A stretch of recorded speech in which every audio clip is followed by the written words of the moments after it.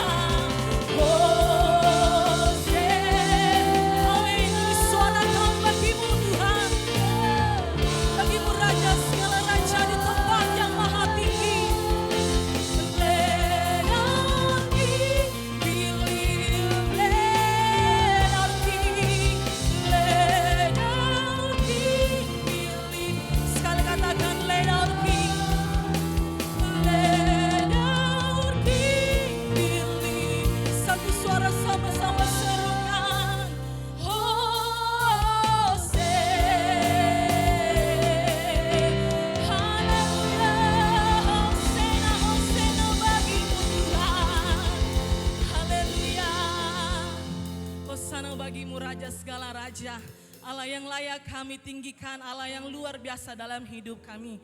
Kami umat-Mu pagi hari ini Tuhan, kami mau datang menaikkan pujian kami yang terbaik karena Yesus sudah melakukan hal yang luar biasa dalam kehidupan kami. Berkati ibadah kami dari awal, pertengahan hingga selesainya. Sama-sama kami dilawati Tuhan, sama-sama kami diberkati Tuhan, sama-sama kami dijamah Tuhan. Kami percaya ibadah kami pagi hari ini ibadah yang luar biasa, ibadah yang dikenan oleh Tuhan. Terima kasih Bapa yang baik. Kami tabiskan ibadah kami di dalam nama Yesus. Haleluya. Amin. Silakan duduk jemaat Tuhan. Haleluya. Sebab Dia Allah gunung batu kita. Amin. Dia Alfa Omega, kuasanya masih sama dulu, sekarang, bahkan sampai selamanya. Haleluya.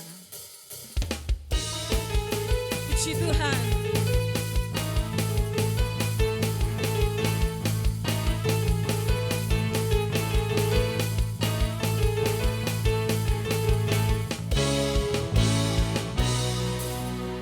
Katakan, Kau gunung batuku dan Kau kota bentengku, tak akan ku ragu. Kau menjamin hidupku, Kau keselamatanku dan Kau yang membelaku, tak akan ku takut. Kuasa-Mu di dalamku,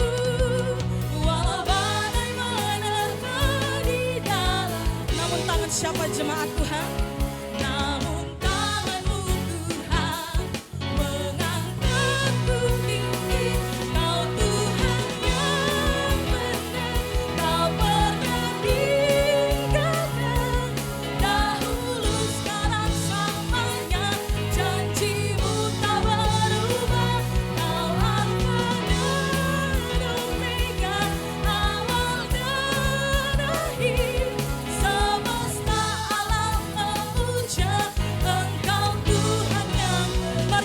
Berdiri kita nyanyikan. Kau gunung batuku dan Kau kota bentengku, tak akan ku ragu. Kau menjamin hidup. Siapa Dia jemaat Tuhan? Kau keselamatanku dan Kau yang membelaku, tak akan ku takut. Kuasa-Mu di dalamku,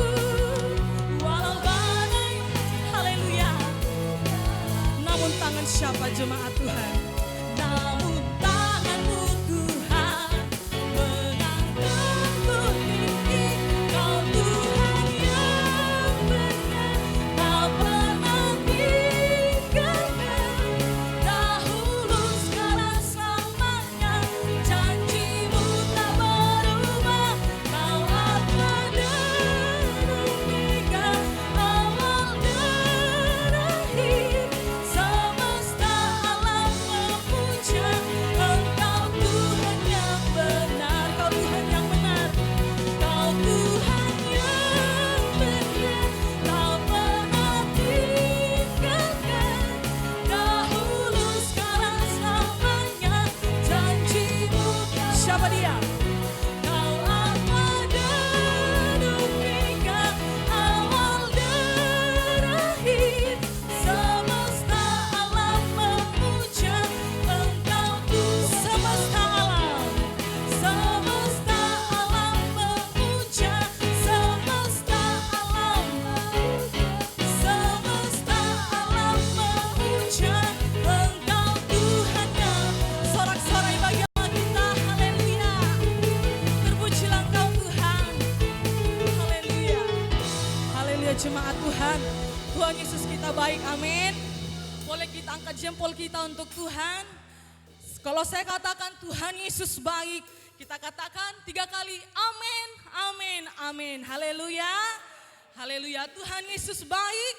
Amin, amin. Belum dahsyat untuk Tuhan. Sekali lagi. Tuhan Yesus baik. Amin, amin. Sorak-sorai bagi Allah kita. Haleluya. Puji Tuhan. Kami rasakan kebaikan-Mu hari demi hari dalam kehidupan kami, Yesus. Terima kasih Tuhan. Mari sama-sama kita nyanyikan. Bukti karya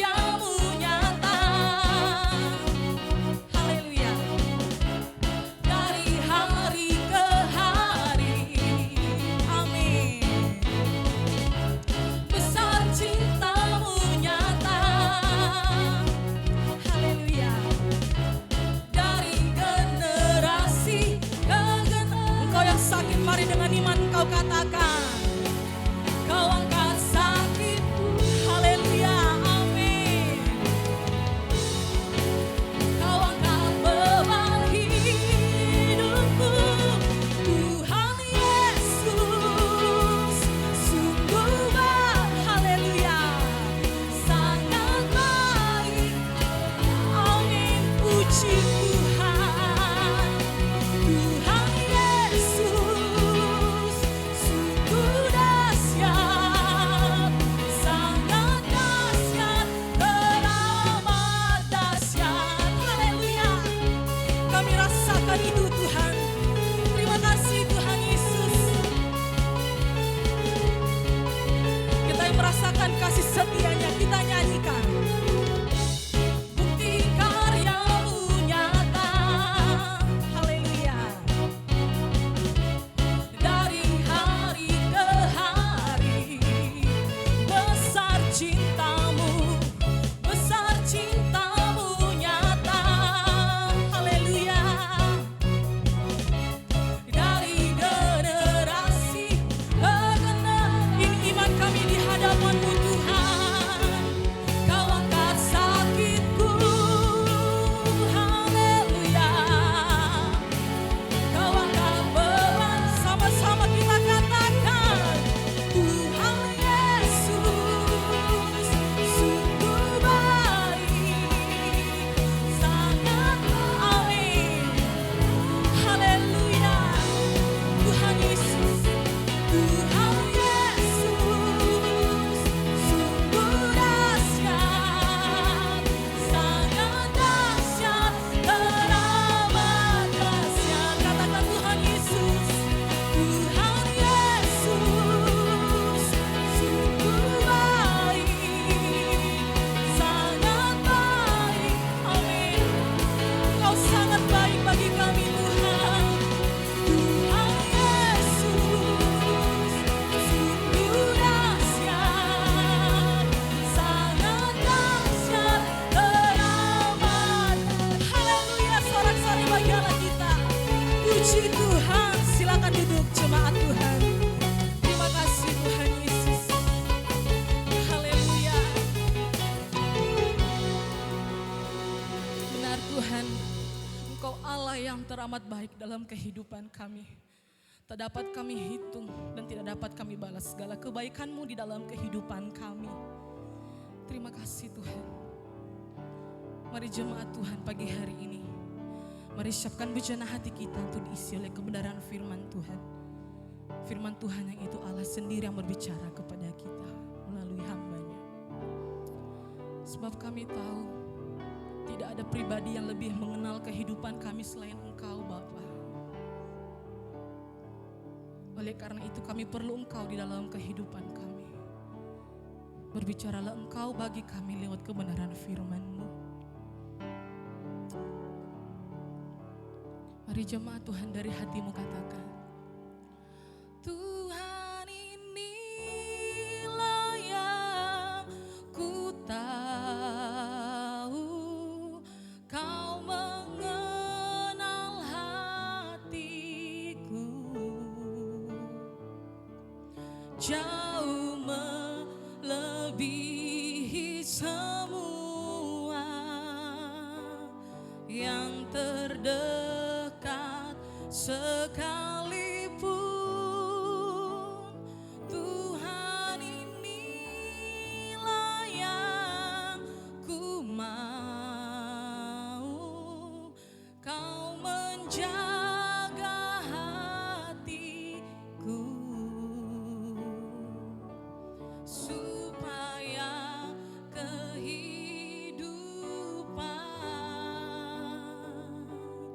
memancar senantiasa. Lebih lagi jemaat Tuhan, hanya dekat kasih-Mu Bapa, jiwaku pun tentram. Engkau menerimaku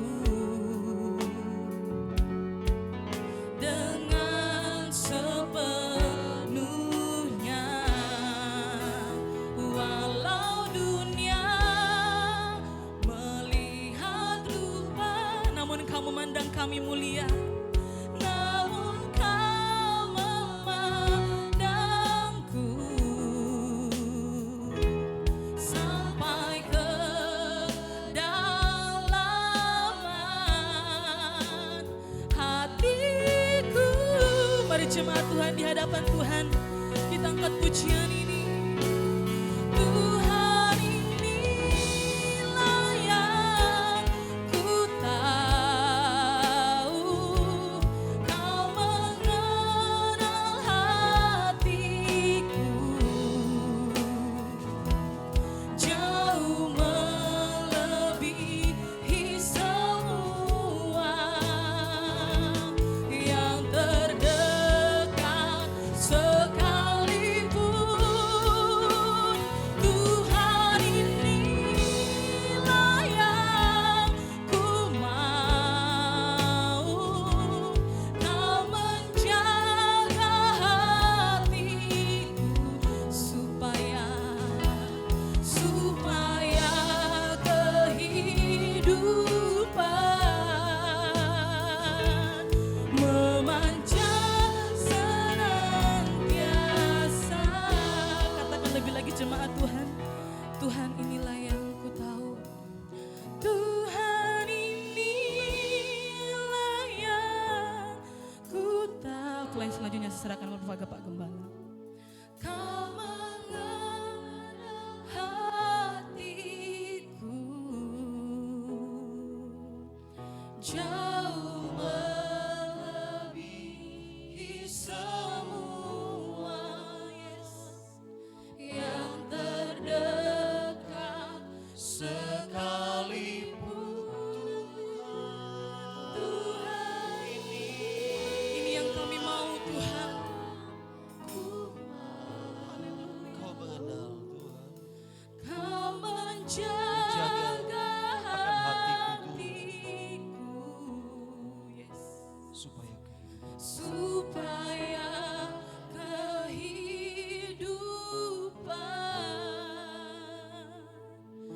memancar senantiasa. Berikan tepuk tangan yang meriah buat Tuhan Yesus. Haleluya, haleluya, haleluya. Terima kasih Tuhan. Bentuk terus kami dan tuntun kami kepada arah yang Tuhan inginkan kami jalani. Kami percaya firman Allah adalah penuntun sejati bagi kami. Urapan-Mu membuat kami mengerti, memahami isi hati Tuhan. Karena kami yakin di dalam urapan-Mu ada ilhaman Roh Kudus. Sebab itu kami mau dengar kebenaran firman Allah di dalam urapan Roh Kudus. Di dalam nama Tuhan Yesus Kristus, haleluya. Amin. Silakan duduk jemaat Tuhan. Puji Tuhan, shalom. Sekali lagi shalom. Tuhan Yesus berkati kita berlimpah-limpah, amin. Puji Tuhan Bapak Ibu jemaat yang diberkati Tuhan.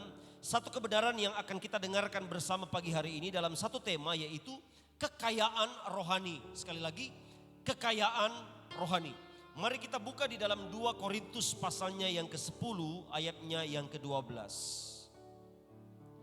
2 Korintus pasalnya yang ke-10 ayatnya yang ke-12.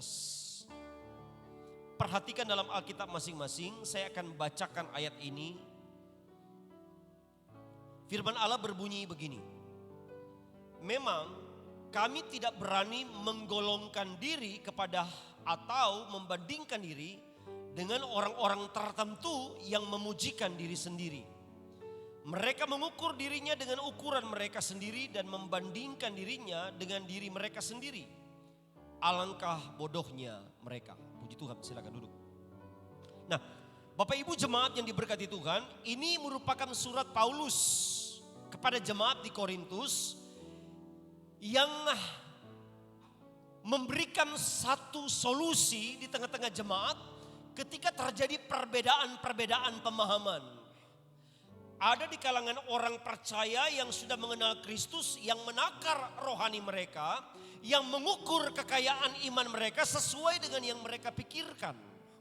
Nah Bapak Ibu jemaat yang diberkati Tuhan, kita banyak kali mendengar dengan kekayaan rohani. Bahkan ada bahasa katakan lebih baik kaya rohani daripada kaya jasmani.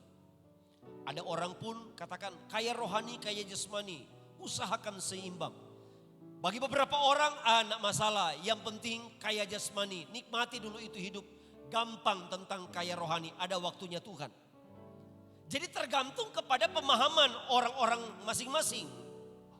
Nah, ada banyak orang yang merasa lebih kaya rohani dengan ukuran-ukuran sebagai berikut. Sekali lagi, ada banyak orang yang menakar kekayaan rohaninya, menakar kekayaan imannya sesuai dengan ukurannya, sesuai dengan pemahamannya. Ini yang terjadi di jemaat Korintus. Ada yang berpikir begini, kalau sudah banyak menguasai ayat firman Tuhan, maka saya kaya rohani. Jadi sekali lagi, ada yang berpikir kalau saya sudah banyak menghafal ayat, saya adalah konkordans berjalan, maka saya adalah kaya rohani. Ada juga orang yang berpikir bahwa ketika dia banyak melibatkan diri dalam pelayanan, seorang aktivis gereja, maka saya adalah orang yang kaya rohani dibandingkan dengan yang lain.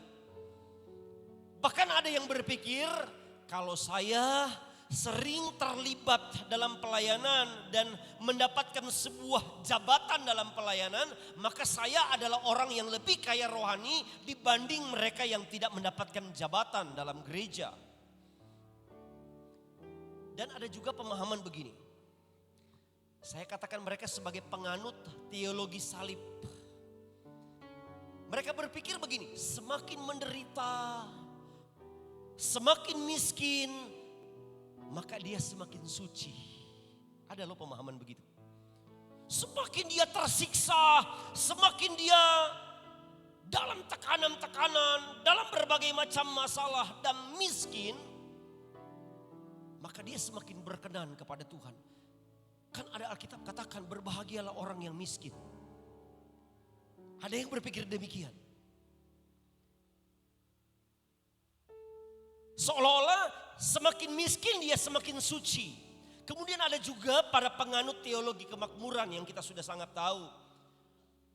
Orang yang makin kaya, makin terlihat diberkati, maka seolah-olah hidupnya makin berkenan kepada Tuhan. Ini pemahaman tentang orang-orang yang merasa lebih kaya rohani. Sebab itu judul khotbah hari ini yaitu kekayaan rohani. Kekayaan rohani. Nah, jemaat terkasih dalam Tuhan, padahal sesungguhnya Tuhan tidak menakar, Tuhan tidak pernah mengukur kerohanian kita dengan ukuran-ukuran tersebut. Katakan amin.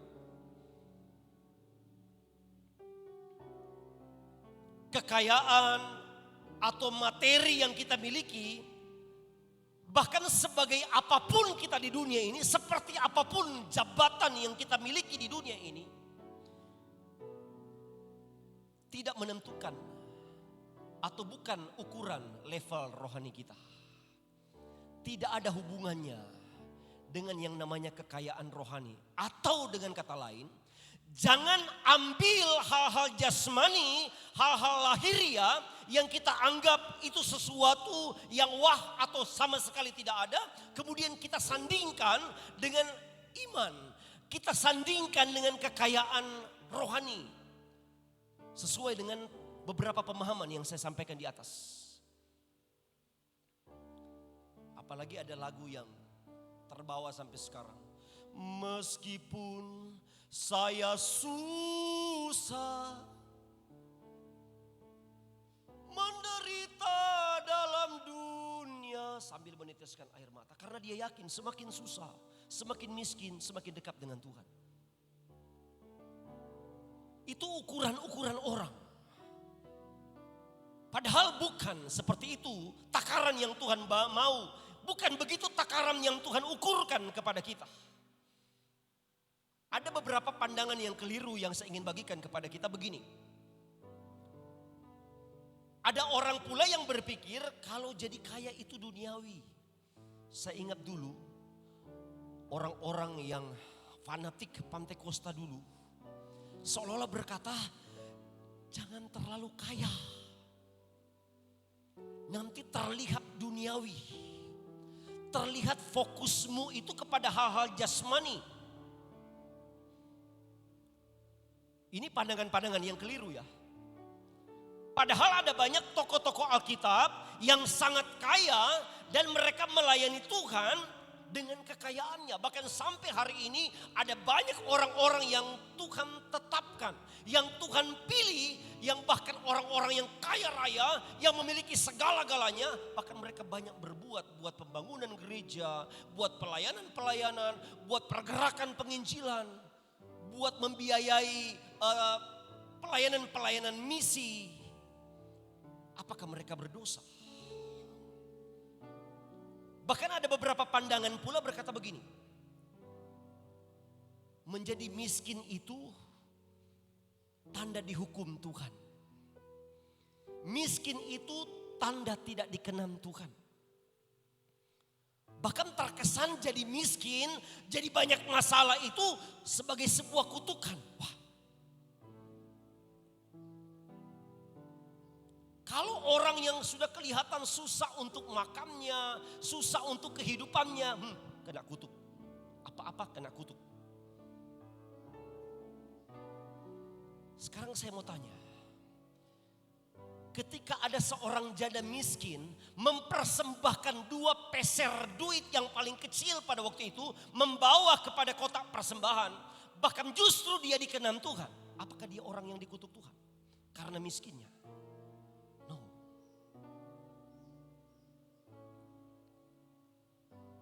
Jadi ternyata bukan karena, waduh dia ini orang susah. Maka dia adalah orang yang tidak disayang Tuhan. Bukan seperti itu. Atau ada orang yang berkata begini, oh nanti di saat ditolong Tuhan kalau punya masalah, punya persoalan, dalam keadaan terdesak, kalau kita ditolong Tuhan, kalau ada mujizat, tanda kita berkenan kepada Tuhan. Coba lihat Sadrak, Mesak, Abednego. Coba lihat Daniel. Nah itu orang-orang yang dikenal Tuhan. Nah itu harus begitu. Sekarang saya mau tanya. Ketika Stefanus berhadapan dengan orang-orang yang merajam dengan batu. Dan dia dirajam sampai mati. Ketika Yakobus ketika memberitakan Injil. Kemudian dia harus dipancung. Ketika para rasul-rasul memberitakan firman Allah, ada yang disalib dengan kepala di bawah dan sebagainya dan sebagainya. Saya mau tanya, apakah mereka orang-orang yang tidak dikenal oleh Tuhan? Yang seolah-olah tidak dapat pertolongan sampai pada akhirnya, yang seolah-olah tidak mendapatkan jalan keluar sampai pada akhirnya. Apakah mereka orang yang tidak berkenan kepada Tuhan? Sebab itu saya ingin katakan, tentang kekayaan rohani, jangan salah paham. Jangan terlalu dangkal untuk menilai, menakar bahwa yang begini yang disebut kekayaan rohani. Sebab itu firman Allah yang kita baca dalam 2 Korintus ini, ada banyak orang yang mengukur, yang menakar dirinya tentang imannya, tentang rohaninya dengan ukurannya sendiri. Artinya dengan pemahamannya sendiri. Alangkah bodohnya mereka, kata firman Allah. Bapak Ibu jemaat yang diberkati Tuhan, kalau hal-hal ini tidak jadi ukuran untuk disebut kaya rohani, jadi bagaimana kita menakar kekayaan rohani dan kita tahu bahwa kekayaan rohani inilah yang mengantarkan kita ke sorga, amin. Kan luar biasa kalau Tuhan datang, atau kalau seandainya kematian menjemput kita, Tuhan dapati kita kaya rohani. Nah ini yang harus kita mengerti. Ini yang harus kita pahami. Jangan salah paham dengan kekayaan rohani. Seperti yang saya katakan tadi, pemahaman-pemahaman yang keliru. Jadi pertanyaannya begini. Jadi bagaimana kita melihat kekayaan rohani yang sebenarnya menurut firman Allah? Yang pertama yaitu, kekayaan rohani yang pertama yaitu orang yang tetap mempertahankan untuk hidup dalam kebenaran. Katakan amin. Orang yang hidupnya tetap mempertahankan kebenaran. Hidup di dalam kebenaran. Bukan hanya sekedar tahu kebenaran. Justru berbahaya kalau sekedar tahu dan tidak melakukan. Karena Alkitab katakan semakin banyak tahu, semakin banyak Dituntut. Kalau ada orang katakan, loh kenapa yang di sana kok kelihatan makan Ji? Lakukan kejahatan ini, lakukan kejahatan itu. Ya sudahlah mereka. Kita tidak perlu menjudge. Bukan urusan kita. Masalah menghakimi itu urusan Tuhan. Kewajiban kita lakukan saja. Kerjakan keselamatan masing-masing. Amin. Karena memang mereka belum banyak tahu. Tapi ketika kita banyak tahu, kita memang dituntut, kata firman Allah. Amsal 11 ayat yang keempat bilang begini. Amsal pasal 11 ayatnya yang keempat. Pada hari kemurkaan, harta tidak berguna, tetapi kebenaran melepaskan orang dari maut. Jadi seolah-olah memang harta tidak berguna bagi orang yang berpikir bahwa dia semakin kaya raya, semakin banyak penghasilan, semakin berhasil, semakin terangkat tinggi, maka dia dikenan oleh Tuhan, disayang oleh Tuhan. Belum tentu. Karena Alkitab katakan pada hari kemurkaan, kapan hari kemurkaan itu? Ketika Tuhan datang kedua kali, atau hari kemurkaan itu, yaitu ketika kematian menjemput kita. Harta kekayaan tidak berguna. Seperti apapun yang kita himpun, seperti apapun yang telah kita timbun, tidak akan pernah kita bawa ke dalam kuburan. Sebab itu dalam beberapa kali khotbah kedukaan selalu saya katakan, walaupun dia punya segala-galanya, mobilnya ada banyak, sampai berpuluh-puluh mobilnya, ratusan mobilnya, ada BMW, ada Mercy terbaru. Barangkali dia punya limosin yang sangat mahal. Tetapi pada akhirnya ketika meninggal diakhiri dengan ambulans juga.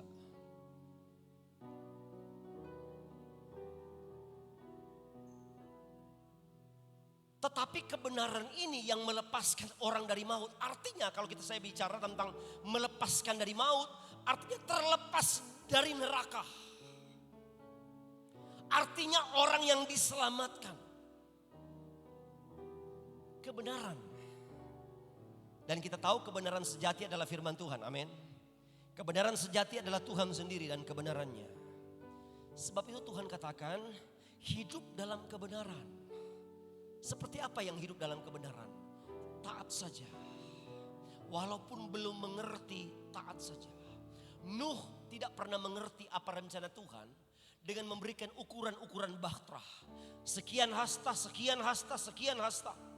Nuh tidak bertanya, loh kenapa begitu? Kenapa ukurannya segitu? Kalau menurut ilmu teknik sipil tidak seperti itu.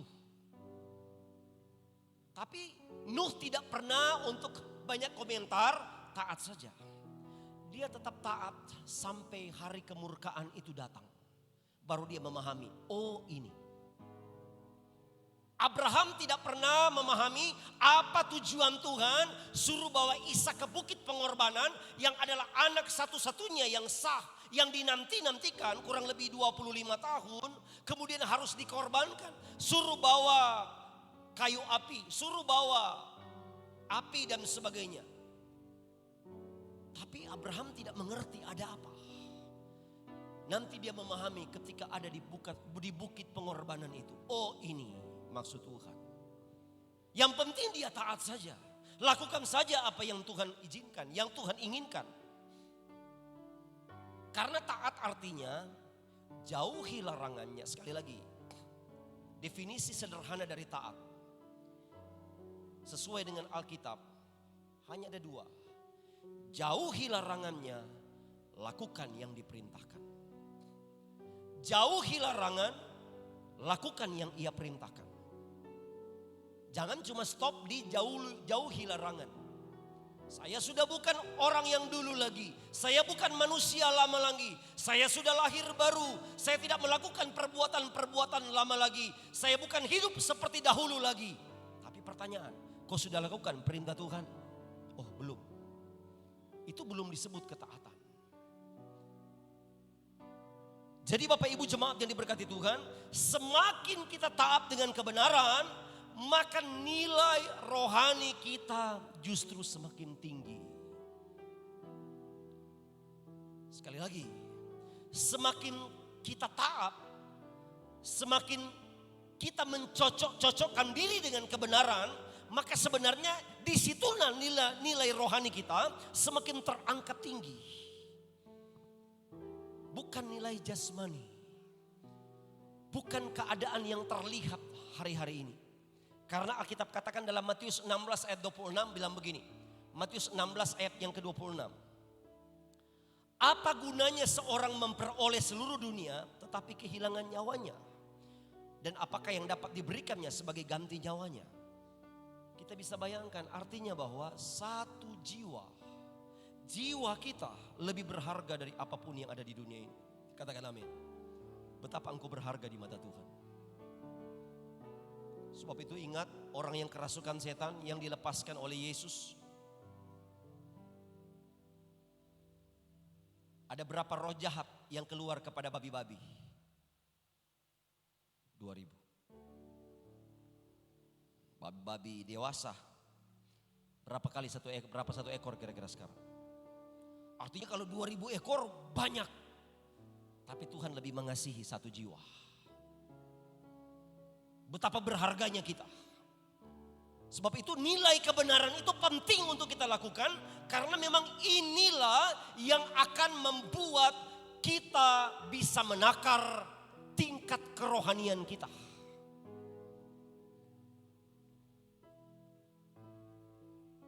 Ingat tentang ilustrasi janda yang tidak tahu menahu dengan nilai cek. Didatangi para tim besuk karena dia sangat susah, sangat miskin, sangat menderita. Tim besuk gereja datang bersama gembala. Rumahnya sudah mau roboh, lantainya dari tanah. Makamnya kasihan. Berkatalah gembala, "Tante, bukankah tante punya anak yang mungkin sekarang sudah anak muda?" "Oh iya." "Di mana sekarang?" Di luar negeri. "Ada kerjanya?" "Oh ada." Besar-besar rumahnya, mobilnya, perusahaannya. Pasti tim besuk saat itu punya satu pemahaman yang sama. Itu anak durhaka. Sudah senang di luar negeri, kaya raya di luar negeri, biarkan orang tuanya sebatang kara dengan keadaan yang sangat susah. Apa ada kabar dari luar negeri dari anak? Tak. Ada, tiap bulan ada Ki. Ada surat-suratnya. Tidak pernah kasih uang. Baik.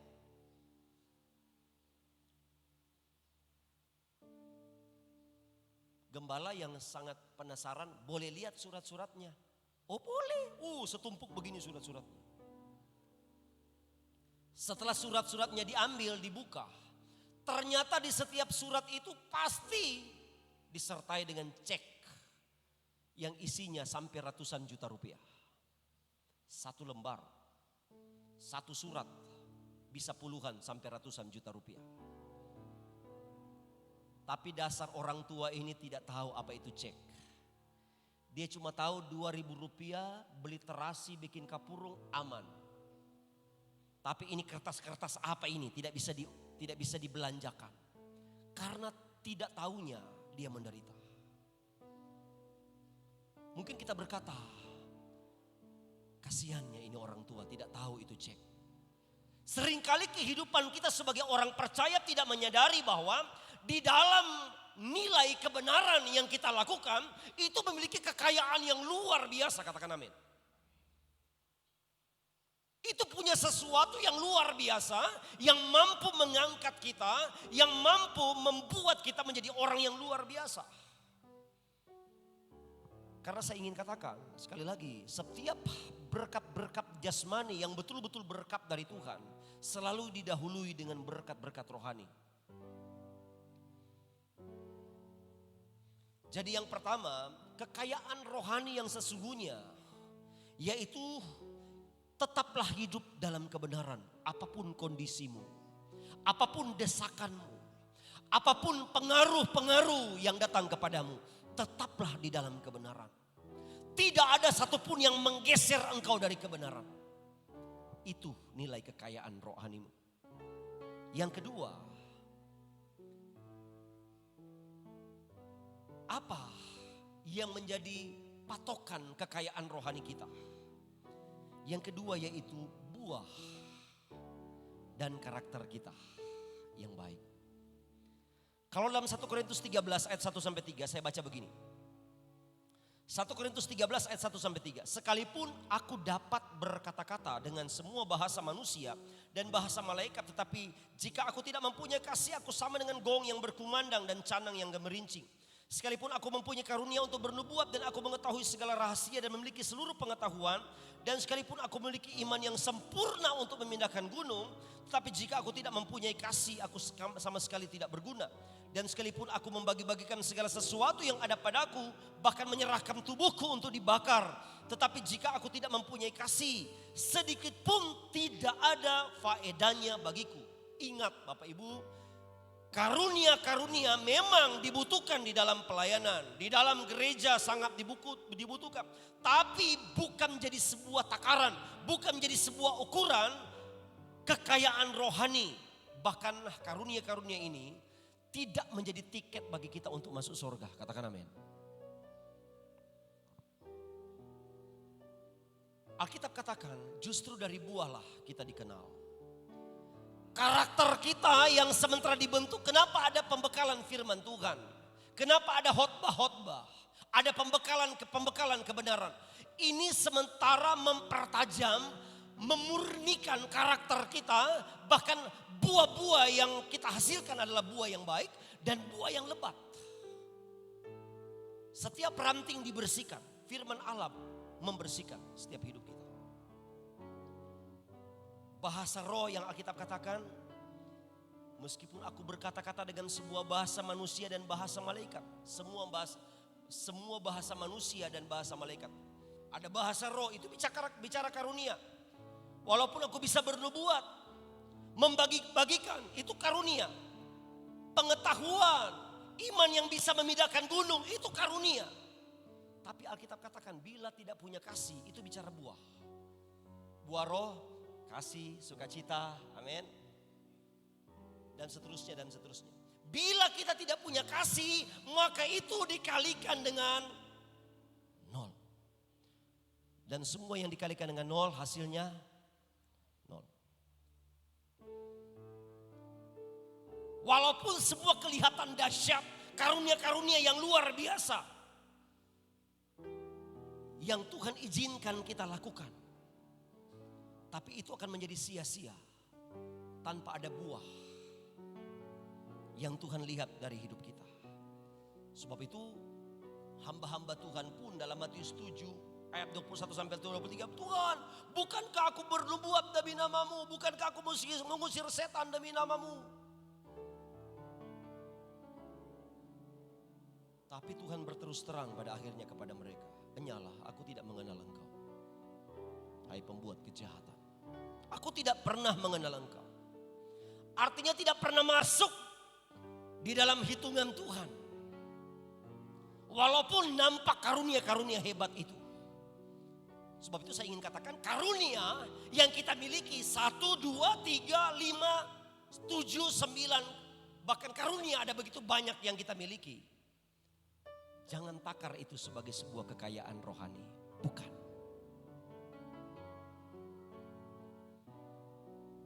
Tapi ketika kita mulai ada kasih, ada sukacita, ada kemurahan kepada orang lain, ada penguasaan diri, itu buah yang adalah nilai kekayaan rohani kita. Yang ketiga, yang terakhir, bagaimana kita menakar kekayaan rohani? Yang ketiga yaitu tetaplah setia. Amin. Tetaplah setia. Matius 24 ayat 13. Matius 24 ayat 13. Tetapi orang yang bertahan sampai pada kesudahannya akan selamat. Katakan amin. Orang yang bertahan sampai pada kesudahannya. Kata bertahan dalam bahasa Yunani memakai kata enduro. Pernah lihat motor trail enduro? Dia bisa masuk pada rintangan-rintangan, gunung-gunung tinggi, tantangan-tantangan yang hebat. Tapi dia mampu untuk menerobos hutan-hutan, ke kebun-kebun yang sukar dijangkau. Enduro. Tetap bertahan walaupun ada banyak rintangan. Mengapa orang yang tetap setia ada mahkota yang Tuhan siapkan? Karena Tuhan tahu tidak mudah untuk bertahan. Katakan amin. Tidak gampang untuk bertahan. Sebab itu bagi mereka yang bertahan ada mahkota, ada upah yang Tuhan siapkan.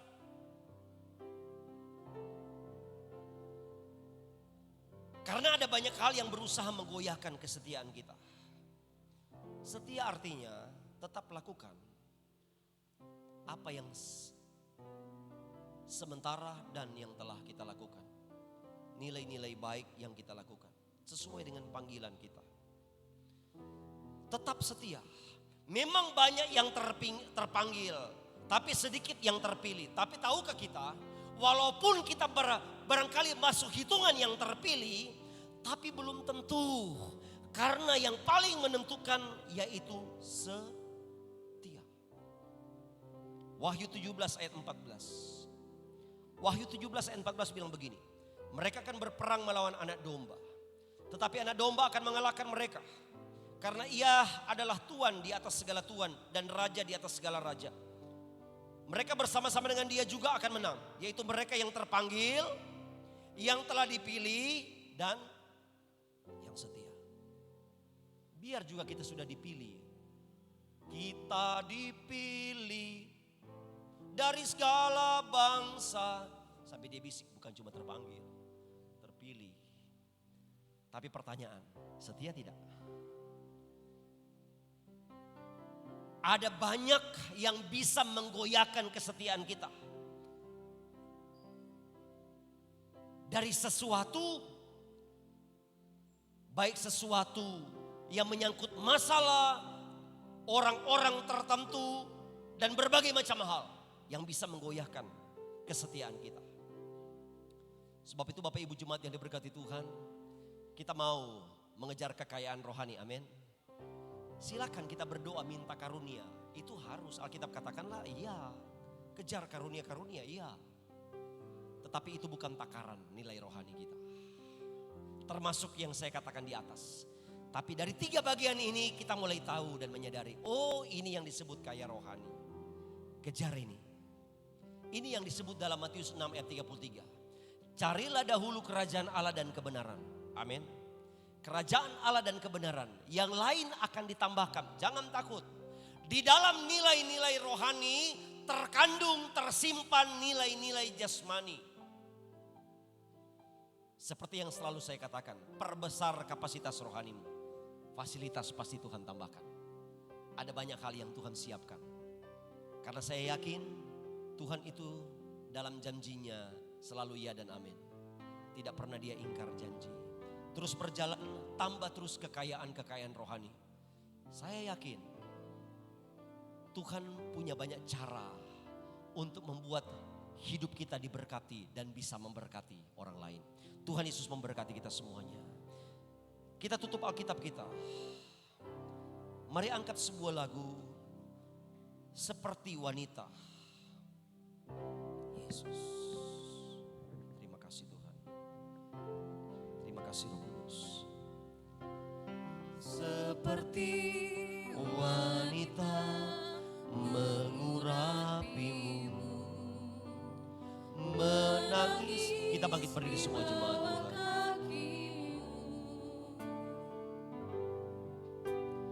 Demikian hidupku mau mengasihimu, Yesus engkau baik bagiku. Dari awal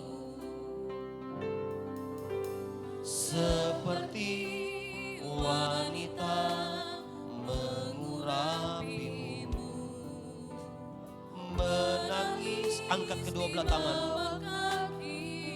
Tuhan ada bersama dengan kita. Dia menilik kerinduanmu. Ya Yesus, Bapa, ini menjadi komitmen kami.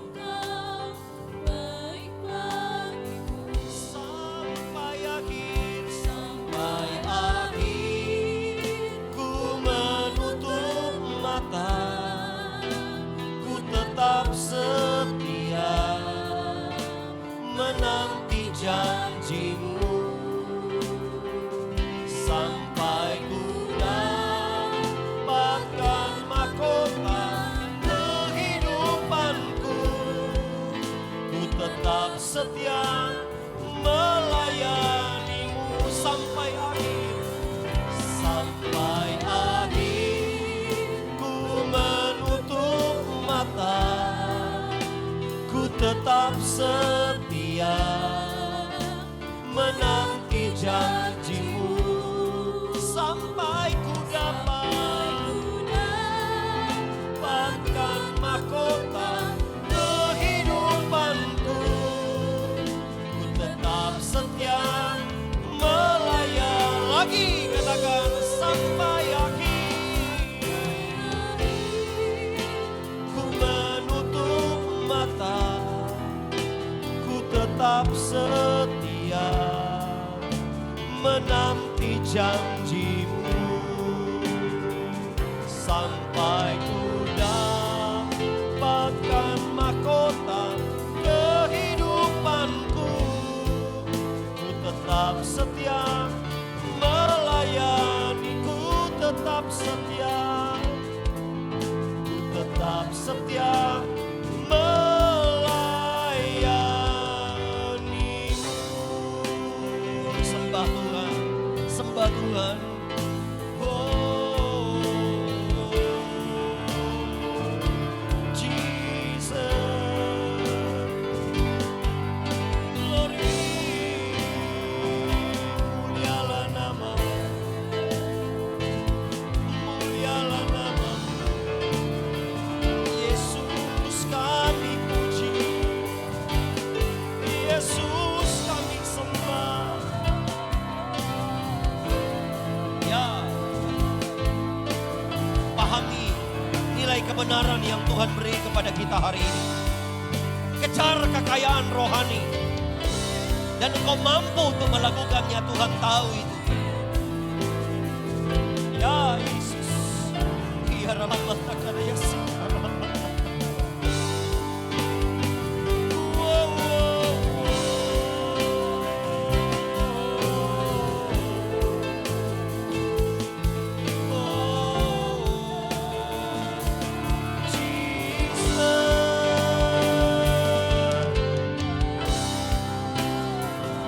Mulialah namamu, mulialah namamu, mulialah namamu.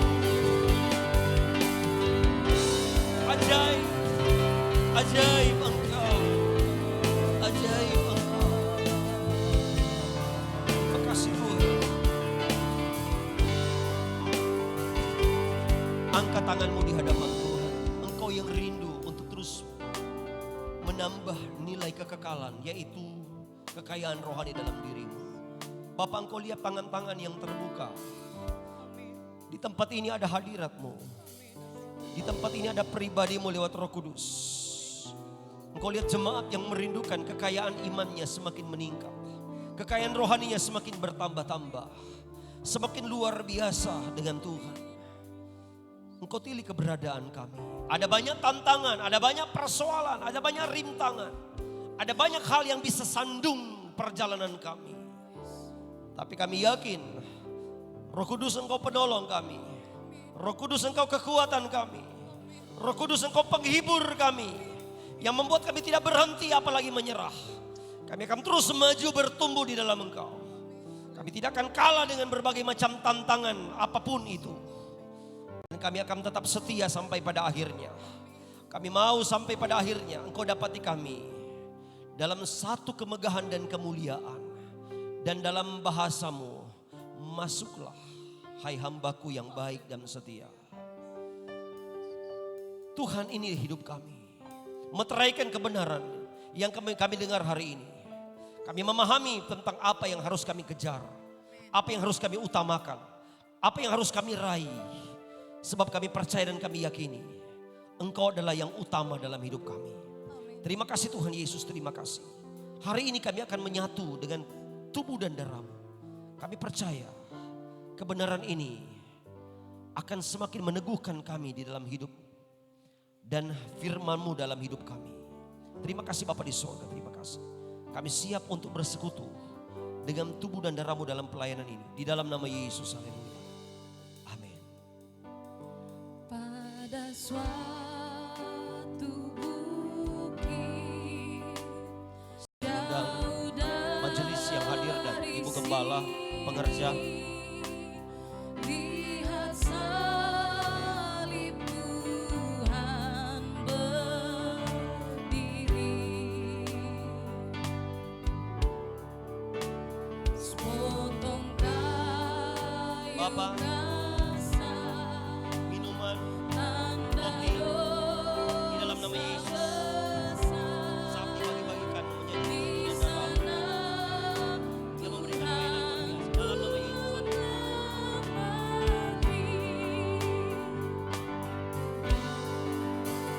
Ku datang pada salib itu,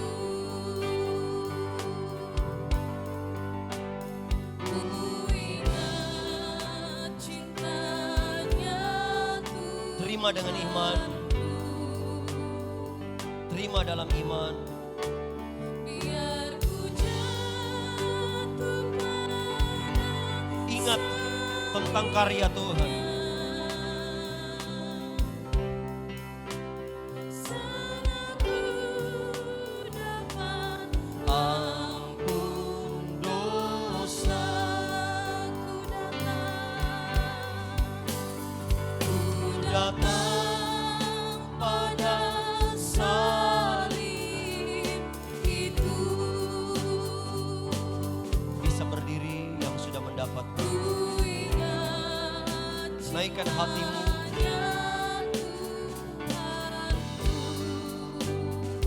pandang dengan mata rohanimu apa yang kau pegang di tanganmu saat ini. Ada nilai kekekalan di dalam tanganmu,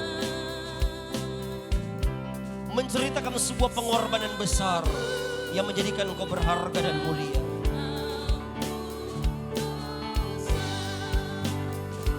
Jesus, ku datang pada salib itu. Oh, ku ingat cintanya Tuhanku. Biar ku jatuh pada salibnya, sana ku dapat ampun dosaku, datang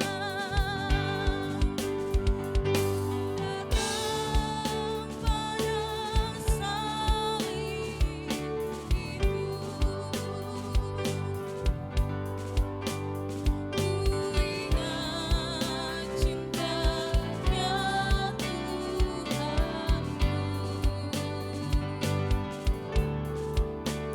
Biar ku jatuh pada salibnya, sana ku dapat ampun dosa. Bapak Ibu jemaat yang diberkati Tuhan, angkat tubuh Kristus. Yakini ada nilai kekekalan, tubuh kebangkitan yang akan menyatu dalam hidup kita. Amin, haleluya. Sebab apa yang telah kuteruskan kepadamu telah aku terima dari Tuhan. Yaitu bahwa Tuhan Yesus pada malam waktu ia diserahkan mengambil roti. Dan sesudah itu ia mengucap syukur atasnya.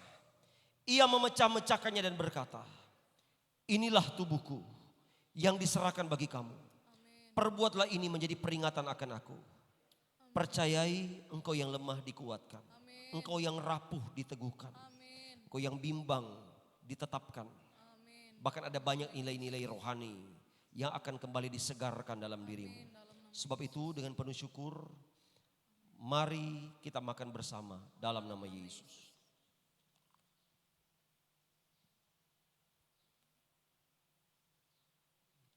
kasih Tuhan.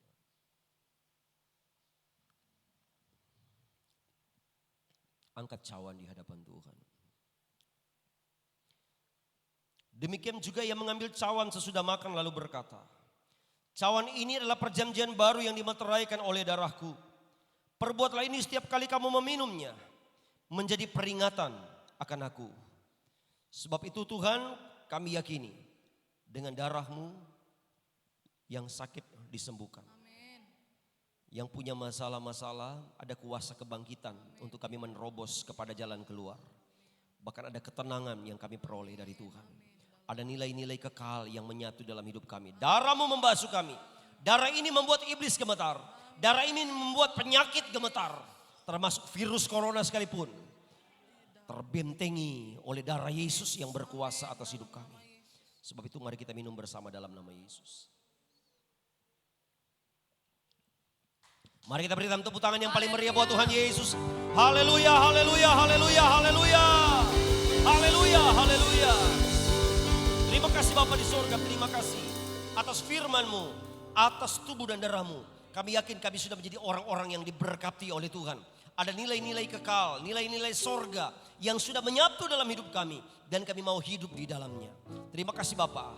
Sebagai bahagian dari ibadah ini kami akan memberikan korban persembahan. Bahkan yang mengembalikan milik-Mu. Kami percaya semua yang kami lakukan diberkati Tuhan. Kami taat dengan kebenaran. Kebenaran itu yang memerdekakan kami.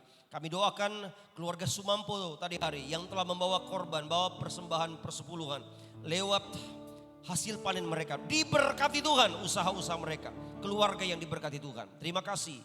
Kami lanjutkan pelayanan ini di dalam nama Tuhan Yesus Kristus. Haleluya.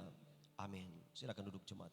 Dan kita tetap dapatkan panduan lewat WhatsApp group untuk perenungan dan nyanyian-nyanyian bahkan pokok doa yang akan kita lakukan, jalankan dalam ibadah doa malam.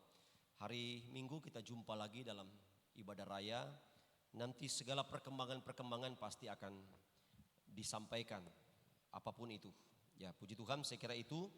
Dan di sini ada undangan yang akan menikah Desi Anggreni dan Muhammad Fadil Ilham. Resepsi pernikahannya di hari Rabu tanggal 5 Agustus 2020. Sekali lagi Rabu 5 Agustus 2020 jam setengah 11 siang Jalan Sao Langkea Raya. Jadi saya kira itu yang perlu disampaikan. Tidak ada yang lain lagi, kita bangkit berdiri dan kita akan akhiri ibadah raya hari ini. Selamat ulang tahun Bapak Budianto, Saudara Rizal Lagamu, Saudara Wahyu, Saudara Delprai, Saudari Omi, Bapak Medi Tarore dan Bapak Malisono. Puji Tuhan. Yesus memegang. Yesus memegangku dengan tangan kananku. Yesus memberiku kemenangan.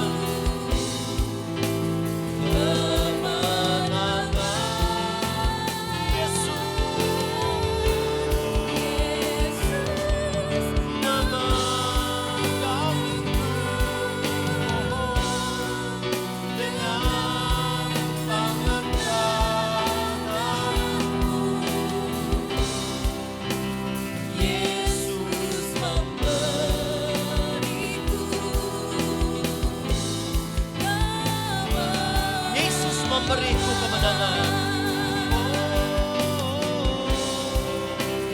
Yesus memberiku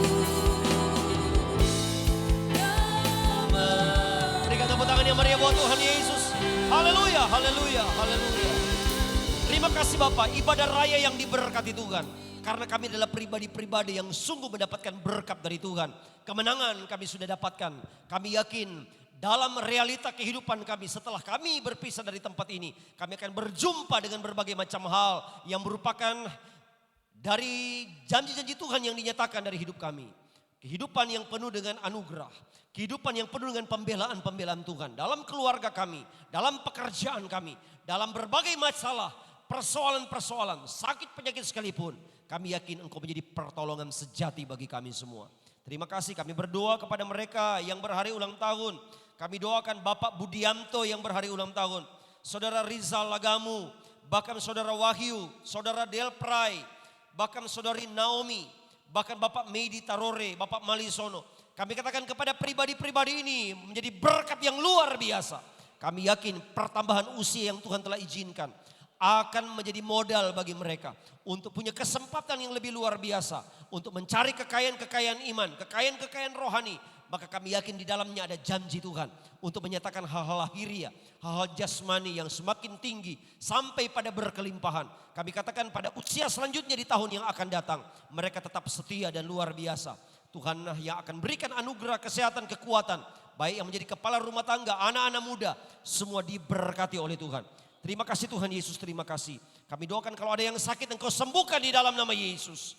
Kami doakan pula bagi keluarga-keluarga kami, orang tua, anak-anak kami, mereka yang sekarang ini ada di luar daerah, yang dalam pendidikan, di dalam pekerjaan, Tuhan pun lindungi, jagai, pelihara semua. Tuhan naungi semua dengan kasih sayang Tuhan. Sebagaimana Engkau memberkati kami, Engkau berkati mereka semuanya. Terima kasih Bapak, kami berdoa buat seluruh jemaat GPDI Bukit Hermon Tabarano. Tugas kerja kami diberkati Tuhan. Semua upaya-upaya kami dalam mengalami pertambahan-pertambahan. Bahkan kami percaya dan kami yakini semua sentuhan tangan kami diberkati Tuhan. Selagi tidak menyimpang dari firman Allah. Di situ ada berkat mengalir bagaikan air sungai yang tak pernah kering. Musim panas, musim hujan tetap berlimpah-limpah. Terima kasih Bapa di sorga, terima kasih Tuhan Yesus. Dan semua yang tidak diinginkan dari kuasa kegelapan, roh jahat, udara, penghulu setan. Orang-orang kuat, praktek-praktek perdukunan sekalipun. Bahkan segala sakit, penyakit, kelemahan. Bahkan virus corona sekalipun. Hal yang merampas damai sejahtera dan sukacita kami. Kami tolak, patahkan, hancurkan itu di dalam nama Yesus. Terus berkati daerah kami ini. Kami yakin corona segera berakhir. Hidup yang normal dan lebih baik lagi akan kami dapatkan. Kami yakin kami berkemenangan bersama dengan Tuhan. Terima kasih Bapa di sorga, terima kasih. Dan jemaat yang diberkati Tuhan, tadahkan tangan kita masing-masing. Bahwa Tuhan memberkati dan melindungi engkau. Tuhan menyinari engkau dengan wajahnya dan memberi engkau kasih karunia. Tuhan menghadapkan wajahnya kepadamu dan memberi engkau damai sejahtera hari ini. Besok sampai Maranatha Tuhan Yesus kembali pada kali yang kedua mengangkat kita semua. Dan diberkatilah engkau di rumah, di ladang, di kota, ataupun dalam perjalanan, di atas kendaraan dan sebagainya. Engkau di dalam naungan Tuhan. Dalam nama Tuhan Yesus Kristus, kami akhiri ibadah raya yang luar biasa ini. Dan semua kita ini berkati Tuhan, katakan sama-sama. Amin. Selamat hari Minggu, Tuhan Yesus memberkati kita semuanya. Puji Tuhan.